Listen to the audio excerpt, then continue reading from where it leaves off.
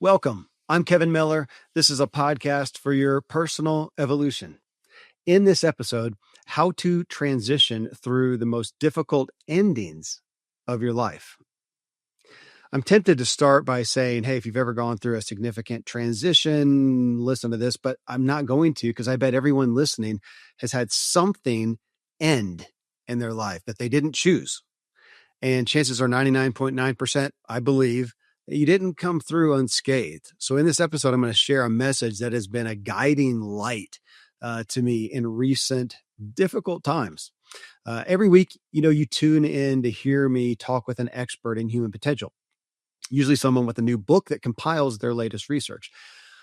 But I spend a lot of my time, actually more, reading and researching on my own about human potential, especially in regards to my own life, and researching many experts who are no longer living. I mentioned many times the idea of doing a dead author series, and today I'm going to kind of do that. Share a message that's been profound to me in my life from an expert who is no longer with us. William Bridges was an author, speaker, and organizational consultant. And he emphasized the importance of understanding transitions as a key for organizations to succeed in making changes. He says transition is the psychological process of adapting to change. But his latest book, or his last book, I should say, was completely personal. It was after the death of his wife, and the book is called The Way of Transition. His original one was called Transition, but this latest one was The Way of Transition, Embracing Life's Most Difficult Moments. And it was recommended to me by a recent guest after this guest found out about some of my own current experiences with transition.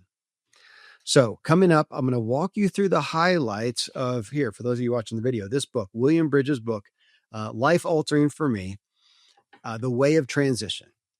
And I'll tell you what, if you hear what I'm about to share about myself, about the book, and want to dig in more with me or just have some questions, just shoot me an email, kmiller@kevinmiller.co. Well, friends, not long ago, just in the past months, hopefully you heard it, I had a show with Bob Rosen, Dr. Bob Rosen, and his book is called Detached, and we talked about attachments. And as I have been in a lot of shows, I talked about events in my life, but I just shared them as events in my life. I did not get into specifics. Today, I'm actually not going to get into my own story necessarily, telling it, explaining it. I'll do that at a future time when I feel it's right.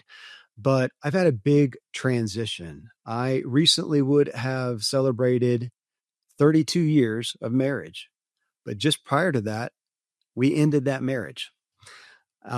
It not only ended an ideal, a dream of mine, a perspective of mine, an image of myself, but it showcased so much to me about me, and I feel like about life in general. That's been much of my pursuit in recent year, if not more than that, of guests on the show dealing with topics that I'm dealing with, like attachment, and realizing the incredible external life that I have lived for the most part, and wondering if, even though I achieved things and I maybe progressed in, again, external things, a marriage, children, 9 children, 7 biological, 2 more adopted, and a big house that we dreamt and built, and big land, and all these things that I progressed in, don't know that I evolved. I don't know that I changed inherently. And a lot of my part in all of this, in the end, I feel has a lot to do with my lack of personal evolution, which is what I talk about here on the show. Again, I achieved things externally, but internally, I think I was doing a lot of things the same way I'd done them 10 years ago, 20 years ago, maybe 40 years ago. As time goes on, I have some new things I'm going to be sharing with you, offering, presenting even new concepts in psychology. And I'll share more of my own story as well. But for the sake of this show, transition. So I did this show recently with Bob Rosen, and we talked about some specific things, and I didn't quite divulge what was going on in my life on the show. We ended, and I said, "Okay, Bob, when you said X, Y, Z, and I responded, I want to let you know I was recently divorced. My world has been more than upside down. It has been the death of so many things for me." And we talked, and he just resonated. We resonated with each other. And he said, let's talk. He's a therapist. He's a professional therapist, a renowned therapist.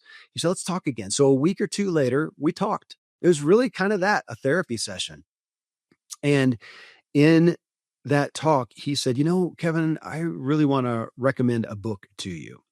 And he did. It's this book that I started the intro with, The Way of Transition by William Bridges. Well, based on that, I ordered it on the spot and I got it. I want to say that I devoured it. I didn't. I took bite-sized portions every day.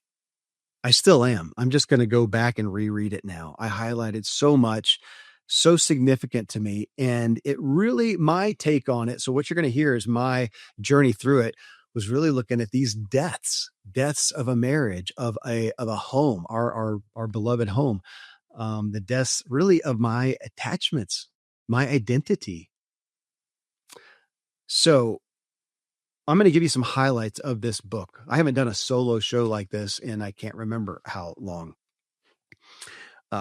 But I'm going to take you through it because of the profound experience I have had as a result of some of the messages in this book. I'm literally going to be sitting here flipping through some of it. You can see my highlights, my little sticky notes there on the book. I have recommended this book to close friends, family members who have bought this book, and we keep talking about it. We keep conversing about it as they, like I, are seeing transition different than they ever have. Actually, what they're seeing is transition, and we haven't. So many of us haven't. I haven't. Something end, you muddle through it, and you just get on to the next thing. I was good at doing that. No matter what happened, if it ended, whether I wanted it to, whether I didn't want it to, you just knuckle down and go to the next thing. And I didn't really transition. What William Bridges would say is, I just made a change. And he really gives a lot of focus to his perspective on, I don't think, this is William, I don't think that we fear change. I don't think we have a struggle with change. We do that all the time. What we have a struggle with is the transition, the ending this thing and beginning the other thing. And it's the middle that we struggle with. And he feels, and that's what the book is so much about, that we don't get the benefit from it and we don't evolve. So we just end one thing as we are, and we start something else as we are, and often with damage now because we didn't necessarily learn something. And I don't want to even focus too much on that it's just, hey, it's not it's not the end of something or failure. It's what you learn by it, right? We've all heard aspects of that. And in the meantime, we're just hurting. We're just struggling. We're disoriented. We're in pain. And the thought of learning something, man, I'm just trying to survive through this. And so I thought about that too, surviving. And I talk so much about, I don't want to survive. I want to thrive. Well, I do. But throughout all this, I haven't been thriving necessarily. I do think I've been learning.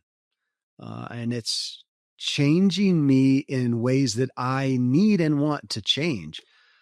But I've been surviving a lot. This has helped me survive fairly healthfully, I think. I want to think, but I think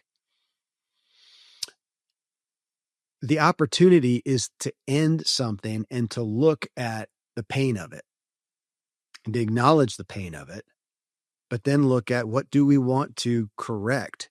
Why does it hurt so much as well? That's been a big one here. This is what connected Bob Rosen and I on attachments. And so much of what William talks about is our attachments. So here's something I was just significantly grateful for in the book. William Bridges. So he's a teacher and he gives up his teaching job, really struggles with his identity, but he feels like he needs to quit it, but he does. And then he's just disoriented. He and his, at the time, wife went to, we'd call it kind of a commune. They moved to some land with some other people. They were going to share resources and have this great new life. Sounds like a hippie kind of thing, bohemian or something like that. But he just shares how he was kind of disoriented, but he comes upon this idea of transition and these aspects of transition and how we can end something and begin something better. And he saw the need in the workplace where people struggle with transition. And he made a name for himself, wrote a book called Transitions or Transition or Transitions. I can't remember. And he wrote a book and he becomes the transition guy, puts him on the map. That's his brand. He's a transition guy and businesses bring him in. He's doing really great. And that seems like that'd be the end of the story. And then I think about 10 years after he writes the book and makes a name for himself, his wife dies. She gets cancer and dies. He devastates himself and realizes or feels as it happens, he says, I'm the transition guy. I wrote the book and I don't know a thing. I don't know a thing. I had never been tested to this level. And now that I am, I don't know that I know what I'm talking about. And this book is his story through that. And in his sense, realizing what transition really is, what it entails, the heartbreak that it can be, the attachments and the issues around it. And he remakes his life. And this book is almost kind of a memoir, but that really devalues it to me because he didn't write it as a memoir. He's just using his personal explanation. He's saying, this is what I walked through and how I figured this out and how I benefited from it. Really candid as well. Because as much as he was devastated with his wife dying of cancer, as time goes on and he's really just looking inward, looking in the mirror in essence too, he realizes the things that were wrong in his marriage. I really appreciated that because we so often, I find in life, when something ends, we try to glorify it. We try to justify it. And especially if it has to do with the death of a person, we just say the good things about him. And he looks at it and says, man, the death really helped him realize the things that were wrong. And he divulges some significant things that he had never told before, like his wife having an affair, like his struggle through that, like his doubts about the marriage, like the times that he thought that they were going to end and how they did come back together and how even her death really brought them together in a way that they never had. But then after it, he found himself in a lot of ways. So here he's holding both grief, dramatic grief for himself, trauma is what most people would say, and new revelation. And he actually ends up meeting another woman that he didn't expect or intend.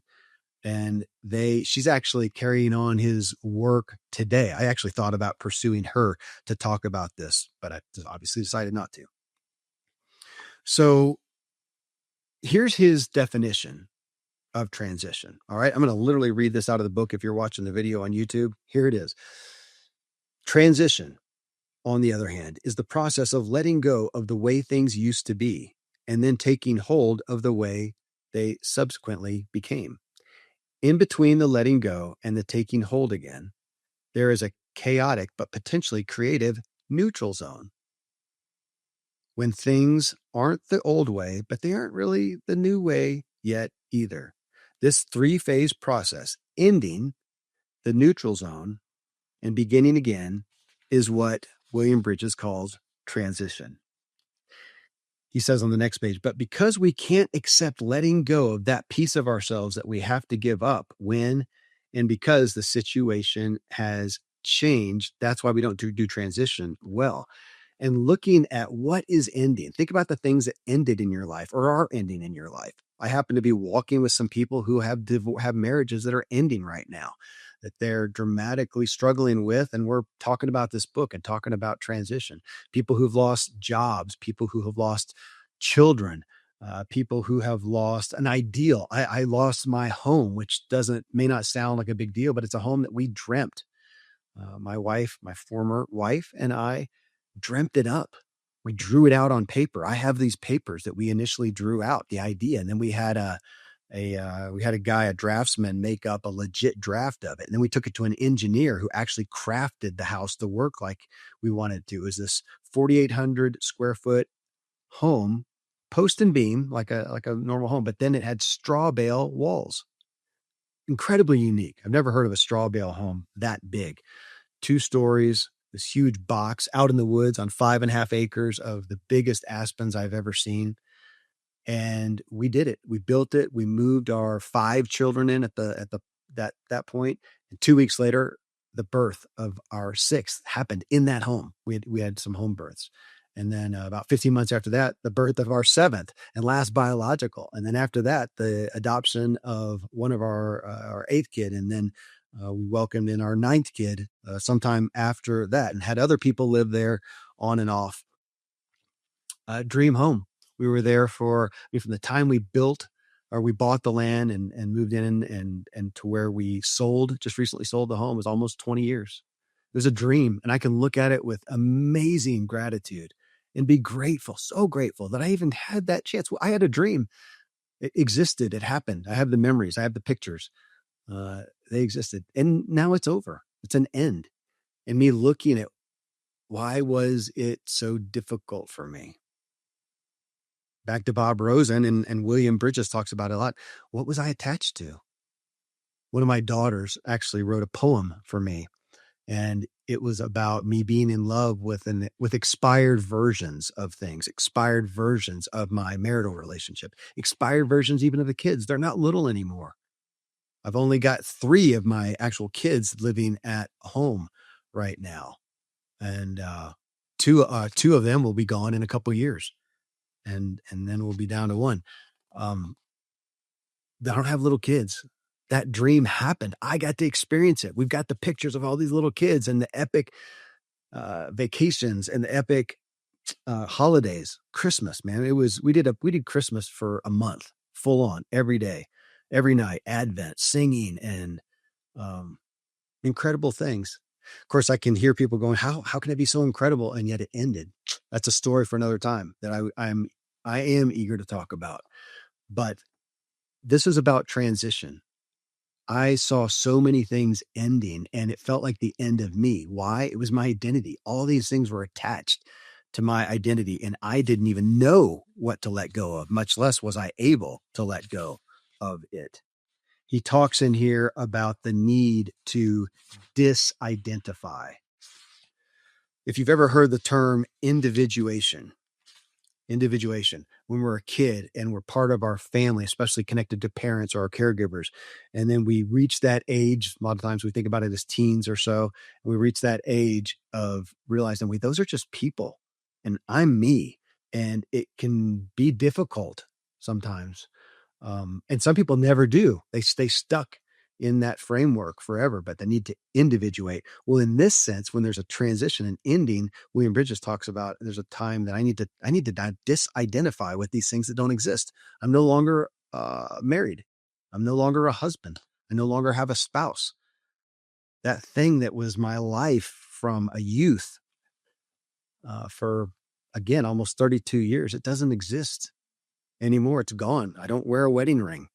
I am not married. I mean, it ended. I need to disidentify with that. I am now not the homeowner of this epic dream home that was so much of my identity.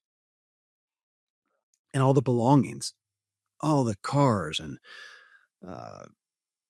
trailers and boats and, oh my gosh, 4-wheelers and mowers and the barn full of stuff. I don't have that now. And now I'm in a small 4-bedroom home in the town, right, that we used to live outside of. I had to disidentify with things. In this book, he quotes French scientist Claude Bernard, who says, "It is what we think we know already that often prevents us from learning."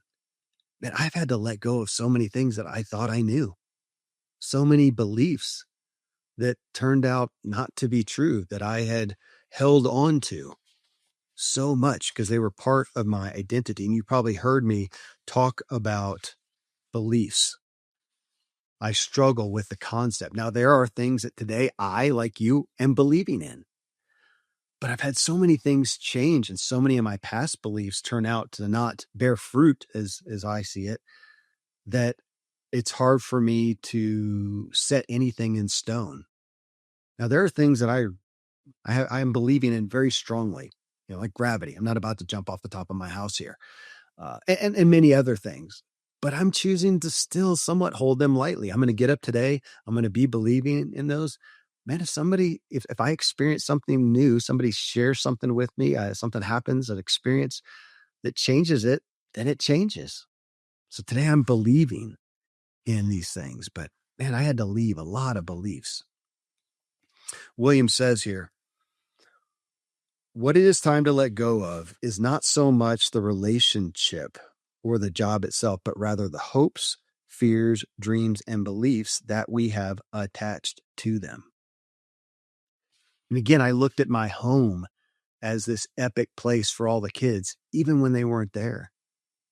I looked at it with the thoughts, the highlights of my marital relationship that had gone sour in some aspects. There were things that we used to do on the land that we didn't do. The kids are just older. It wasn't the same. They didn't use the big treehouse that I built anymore. It was an ending. I mean, again, so we talk about the ending of relationships, the ending of jobs, the ending of retirement. I think feels this way for a lot of people. I at my age, 54, end up talking with more people, some peers and some older, but who are struggling just with the end of having to work and realizing, what do I do now when I don't have to work? And it's very disorienting, if not painful. William says, what I had to let go of had far less to do with vocational activity and geography than with the programming that had carried me through the first 40 years of my life. And when we have a big ending that really rocks our world and our perspective, what William makes the case for is it's not so much the end of the actual thing. I mean, ultimately, the house that I lived in, it's a house. I mean, people have had houses that burned down. They've had jobs that they wanted to take, and they had to move the family and leave the schools and the friends and whatnot. And you realize it's just walls, right? It doesn't. It's an argument. Does it have a soul? Does your home have a soul? Does land have a soul? Maybe so. But at the end of the day, I got to let it go. And look, it's really the concept of it. It's the memories of it that don't even exist anymore. Or the memories do. I get to take those forever. No different than, and speaking of divorce, and I know people who have lost a spouse to a death, like William. That's what he talks about. What he talks about is very similar feelings to a divorce. Just because a person is alive, your relationship, the life you led, the concept, the image, it has ended. And all the ways you identified with it ends as well. Here's a part meaningful to me. William says, change can happen at any time, but transition comes along when one chapter of your life is over and another is waiting in the wings to make its entrance. Needless to say, it is impossible to imagine a new chapter starting when in his case, his wife's death, has just closed down what feels like your whole life. You simply cannot imagine a new chapter. But the fact is that letting go of one chapter in your life initiates a transition that concludes by beginning another chapter. Transition does not require that you reject or deny the importance of your old life, just that you let go of it. Letting go. I struggled with so many aspects of wanting one to hold on, or on the other side to just try to reject it. To just, I'm done with that, kind of reject it. And that didn't feel good either, which again is why I so resonated with this book and the concepts of transition, that neutral zone. What am I? What can I take from this? How can I survive this healthfully? How can I? I want to learn as well, because I don't want to go from one attachment to the next. That became somewhat of a healthy fear, is that I'm just going to take all these attachments that I'm struggling with letting go of, all these things that make up my identity, who Kevin Miller is. And I'm just going to go over here and attach new things. I'm going to pursue, I'm going to get, a new home and make it epic in a different way, and a new lifestyle and make it epic in a different way, and just still be the same me. Well, that's not letting go. It's letting go of one thing and grabbing onto another. And I thought, I don't want to. Bob and I talked about that with identity. And I said, can I let go of all these things to my identity and not grasp onto anything? That may sound weird. I'm not going to wake up every morning in a blank white room like the Matrix when he takes the red pill. I don't want to just be floating out in the ether. I want to get up and know that, my gosh, I like coffee and I like the woods and riding and writing, WRIT, and riding my mountain bike, running. I enjoy these conversations about topics like this and researching and pursuing my own evolution and hearing about other people's evolutions. I mean, these are parts of me that I'm okay with. I love dinner. I love cooking. I love music.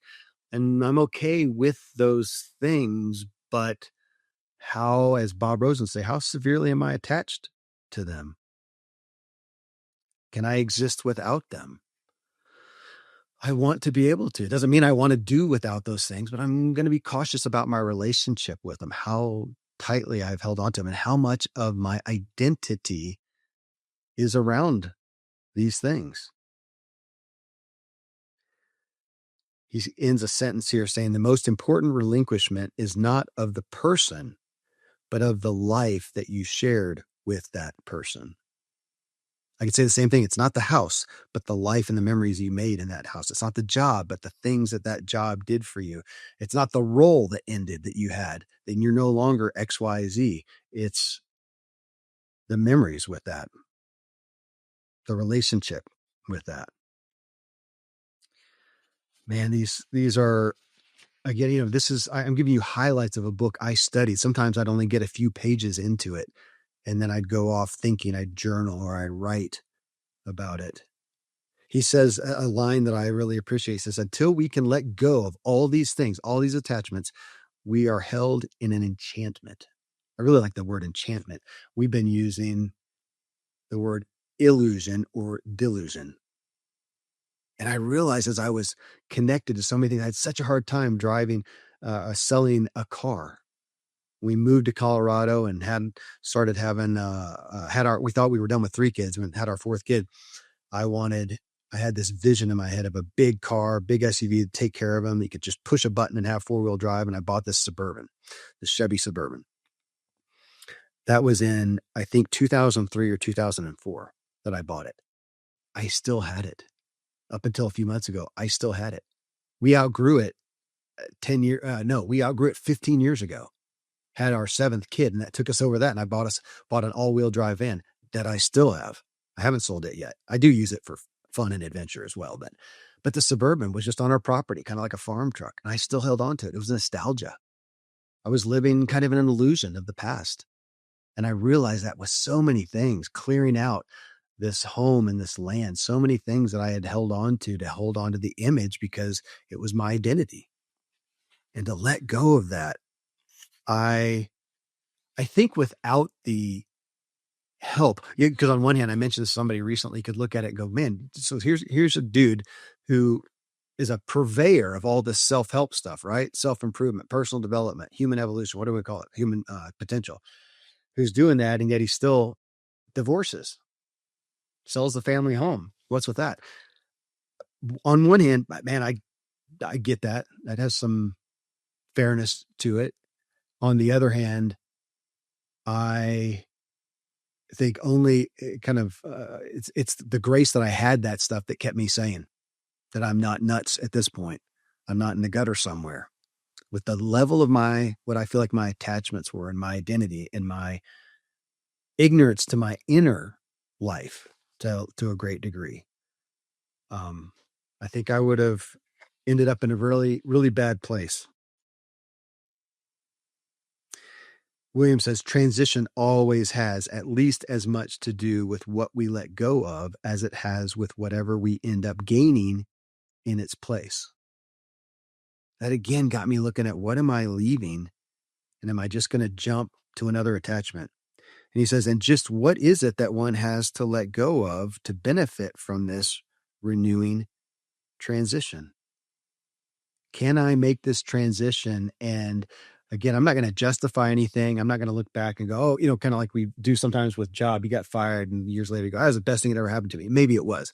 I'm not going to look back and go, oh, the breakup of the relationship was the best thing that happened to me. No, I think it will always be the worst thing, even if it helps me realize new things, help myself and help other people. Well, that's great. That's some redemption. And it's just, why wouldn't you help people with what you learn? It's like the weight loss thing that you lose 100 pounds and you want to help other people because you realize, gosh, what a great benefit it is. This stuff has helped me through such a difficult time. Man, I've known people who've lost a child and they've divorced or committed suicide. And then some others that go on and do great things. I want to be able to be resilient for to use that word and to go on and go, yeah, these some hard things happen. I learned and I think I've made some progress for myself and help other people with that. Does that justify what happened? Well, not to me.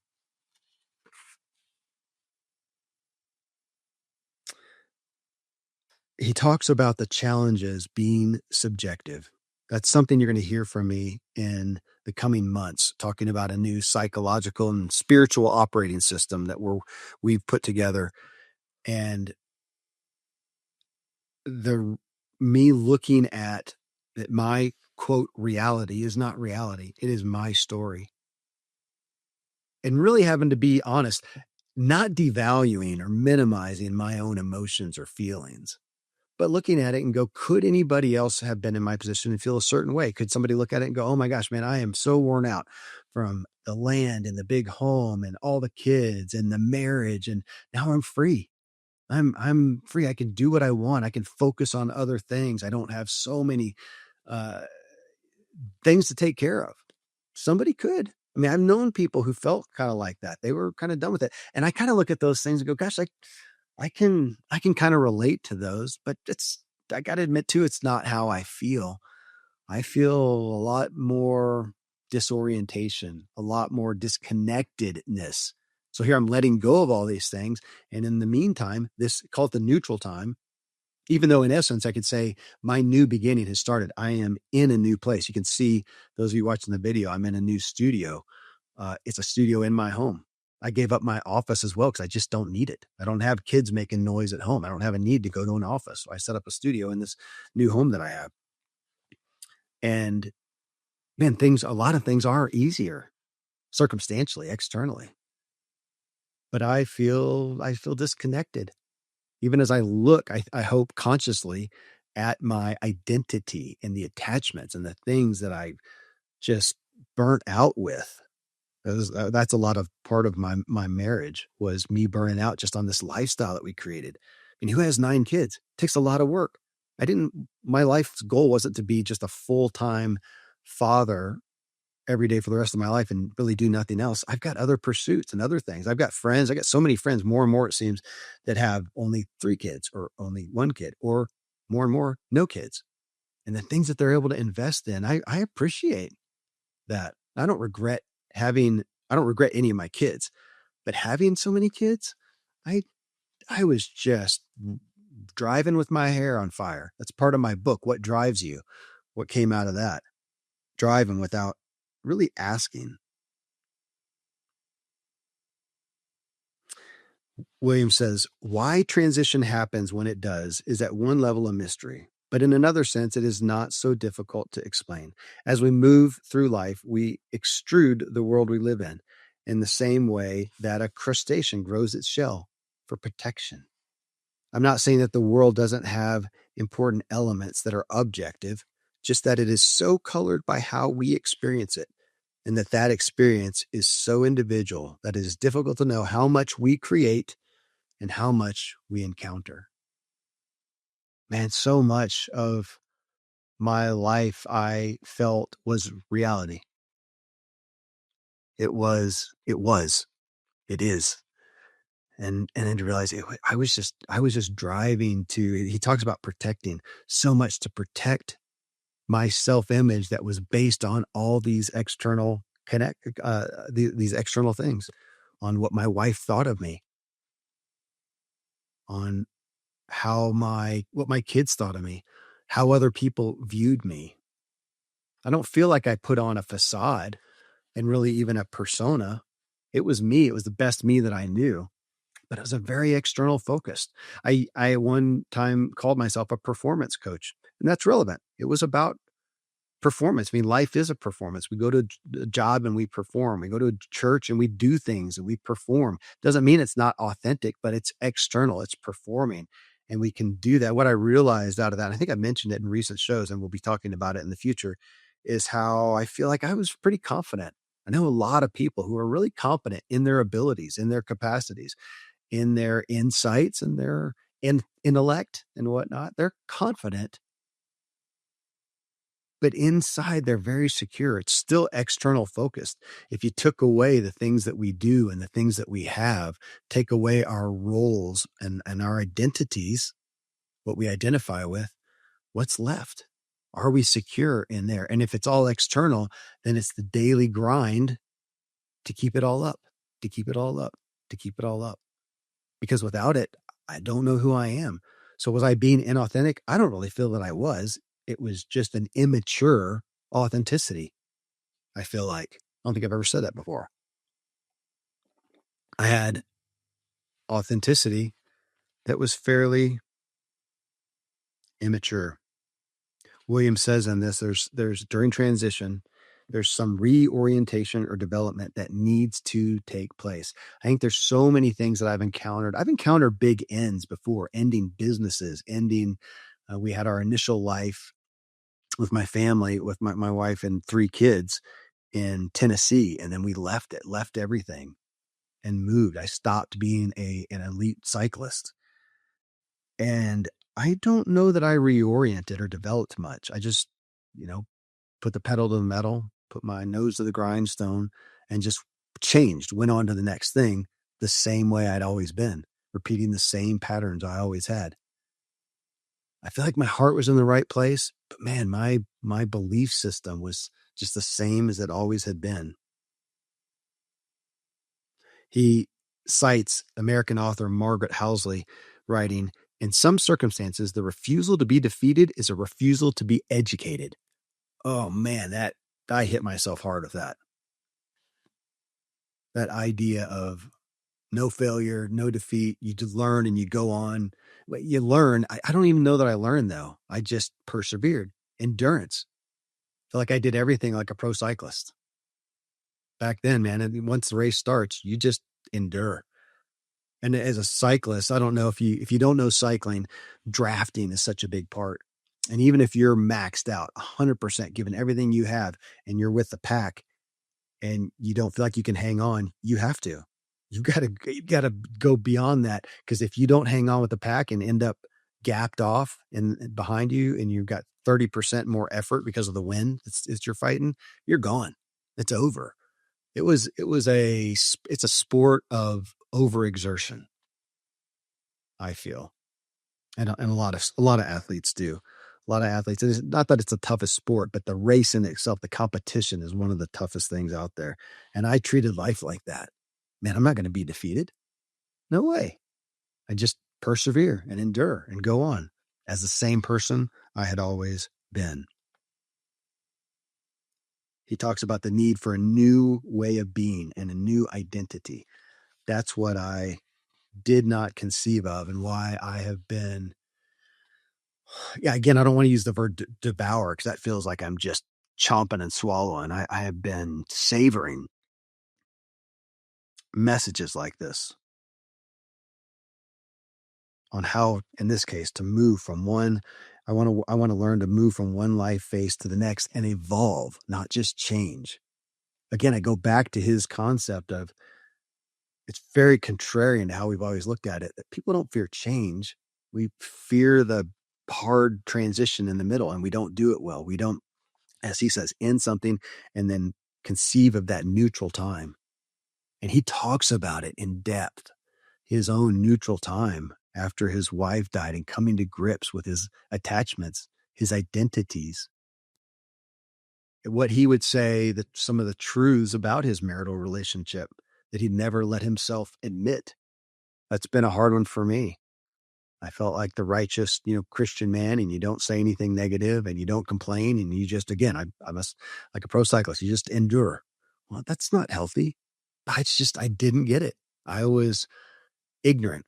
I appreciate that word. Doesn't mean stupid. Doesn't mean mean or inauthentic or bad or whatever, just ignorant, just lacking information. I struggle a little bit, and I've been called out on this with some guilt for how did I miss this? How was I this blind?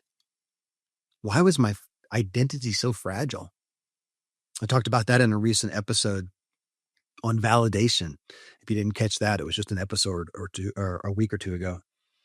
And I look back and I don't think anything was forced on me. A trauma was forced on me. I think I looked at my dad and realized I wanted his approval, and I realized how to get it. And that became me. And I do the work.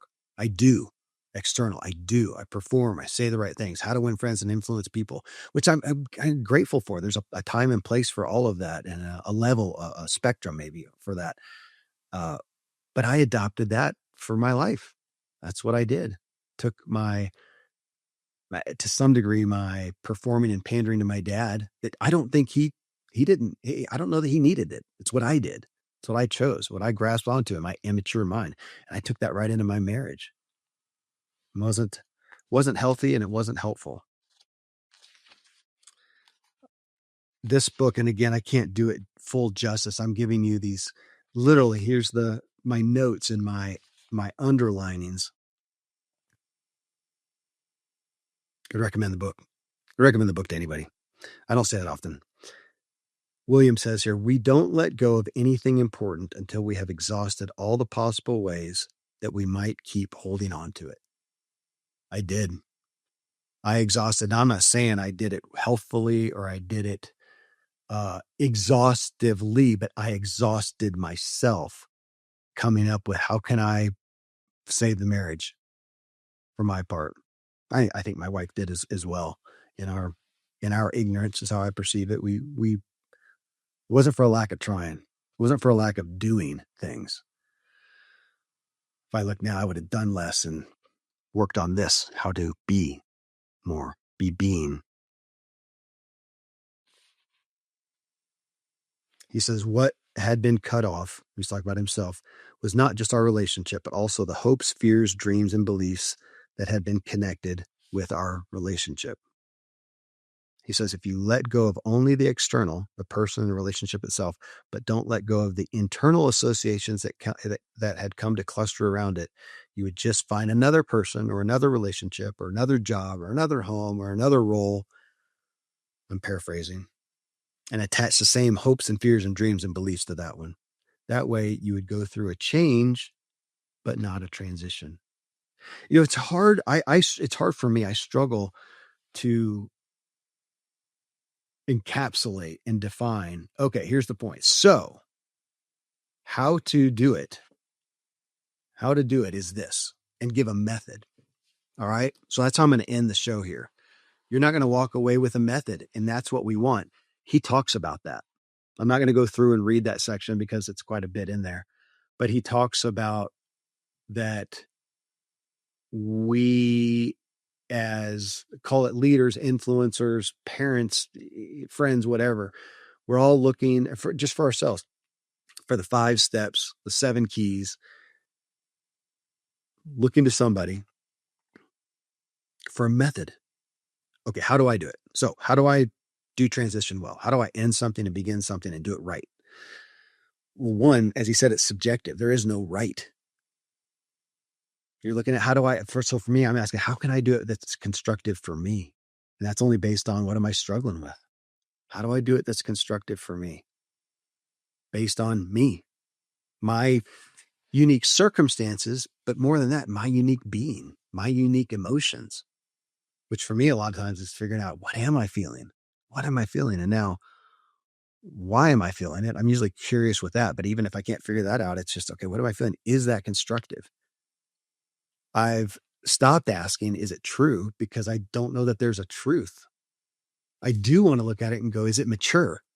Is that emotion of today, Kevin, who's trying to be aware and conscientious, or is that the emotion of 15-year-old Kevin back there? And I think that sometimes it is. And I'm just trying to be aware. I'm trying to look in the mirror at that. So what's the method?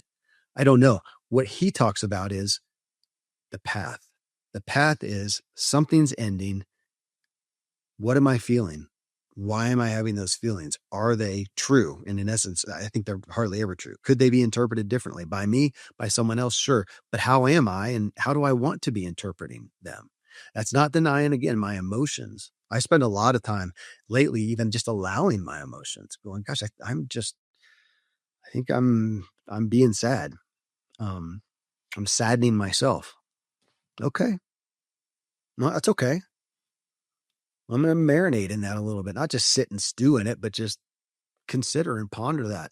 I may even watch a sad movie and it feels more sad. And I want to understand. Right, again, reading this book, I resonate. And I'll admit, sometimes we get a book and we go, oh my gosh, it was life changing. Of course, we share it with everybody. Well, not to diminish any book, but sometimes we relate to the person well.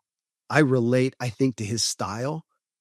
And he talks a lot about himself in ways that I realize I'm not like that, but the style of his emotions around his transition and some of the specifics in his relationship, even with his wife who died,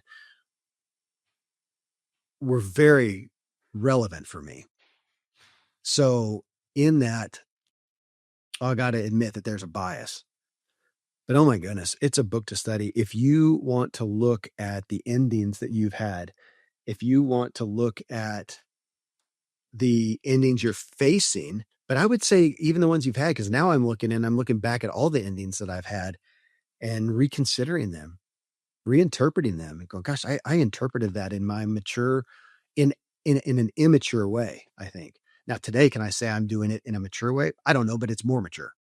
I do believe that it's more mature.